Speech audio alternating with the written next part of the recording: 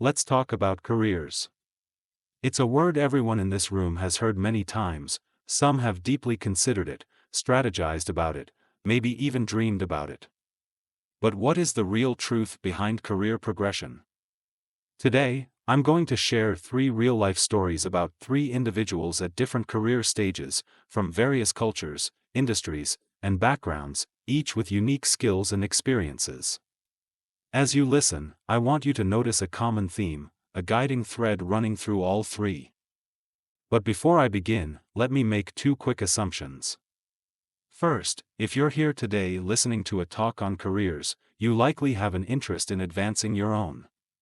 You're open to new ideas and strategies.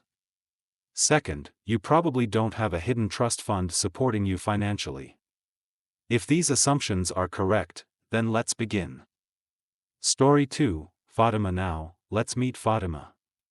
She's 45, a Lebanese expatriate in Dubai, and a highly successful financial professional in sovereign wealth management. She earns between $500,000 and $600,000 per year. One key lesson about international careers is that it's not just about a company's reputation or social media presence. Employment laws matter. Fatima learns this the hard way when a new manager arrives. After a disagreement, she receives a letter. Her contract is terminated in 6 weeks. No legal recourse. If she doesn't find another job, she must return to Lebanon, a country she left 15 years ago, now facing economic collapse and civil unrest. With time running out, she networks, seeks advice, and works with a career coach. 3 weeks in, she spots a dream job. More importantly, she knows she's the ideal candidate. But instead of simply submitting her CV, she's advised to take a different approach, to make herself visible, connect with people, and use LinkedIn. She's hesitant. After all, she's qualified, and the system should work, right? She applies on Tuesday. By Wednesday morning, she receives an email. Dear Ms. Fatima, thank you for your application. Unfortunately, we will not be moving forward. 2.5 weeks remain, and she has no other opportunities. The next day, she gets a LinkedIn message from a senior hiring director of that very company. Dear Fatima, thank you for reaching out. You have an interesting profile, I'd love to chat. At first, she's furious. How dare this man reject her one day and casually message her the next? But before reacting emotionally, she seeks advice. She's reminded that large organizations don't always operate seamlessly. Perhaps this director doesn't even know she applied.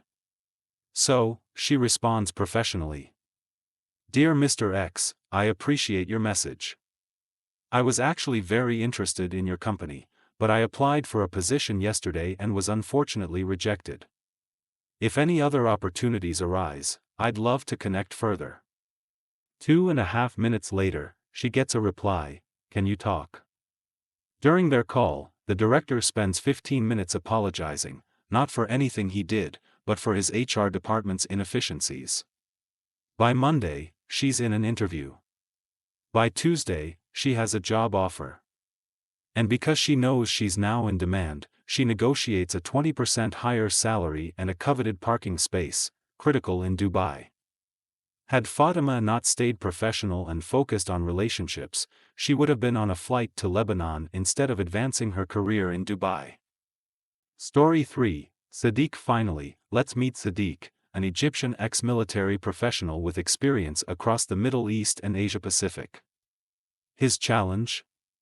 Life happened. He fell in love with a woman in Thailand and wanted to relocate. The problem? Thailand rarely hires foreign professionals. For 6 months, he applied for jobs, rejected every time. Then, he changed strategy.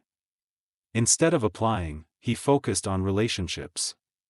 When a company posted a job he wasn't eligible for, he reached out to HR and offered to share it with his network. They agreed, and his post received just 13 likes. One like, however, came from the company's global chief people officer in LA. He connected but thought nothing of it. 2 weeks later, he got a message. Sadiq, I've heard you're interested in our company. We've struggled to find the right candidate in Thailand. Would you be interested? His answer? Yes.